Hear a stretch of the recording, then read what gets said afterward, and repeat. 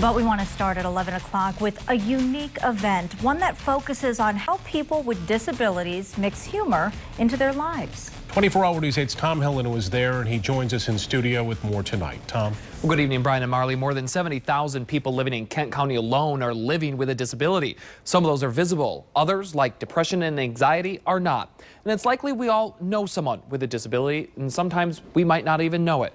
Tonight's event through LaughFest was about lightening up the discussion about disabilities. Signs that read disability rights are civil rights and labeled jars not people were the backdrop tonight for a lighthearted discussion using humor to teach. If we can really expose the funny side of disabilities, then that's what we're trying to do. I got an onion for you. Thank you. Part of the discussion, how those with disabilities have used humor to overcome stigmas. Delight Lester shared how when she and her husband, who was confined to a wheelchair, would order fast food at the counter, the worker would always ask her what he wanted. So they came up with a solution on how to deal with it. Eventually, I got to a point where we'd stroll up there and they'd say, you know, what do you want to eat? And I would pretend I was signing. And he'd say, oh, she wants a Coke. You know? And it was our way of making a point. You know, don't make that assumption. When you've never lived with a disability, it can be easy to look at someone and make an assumption. It's that reaction those living with disabilities tonight cautioned about.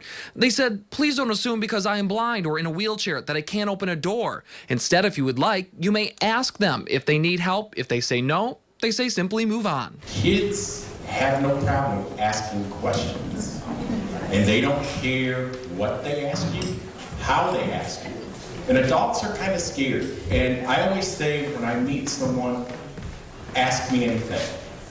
If it's something that I don't want to answer, I'll be polite about it, and I'll answer it. Tonight's event was very funny, laughed a lot, and learned a lot. So it's just another example of how LaughFest is really bringing laughter to sometimes those difficult conversations. Nice. Oh, yeah. Yep.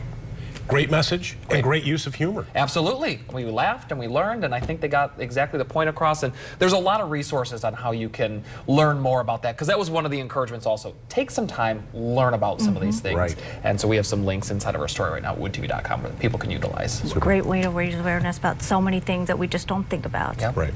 Tom Hillen, thank you.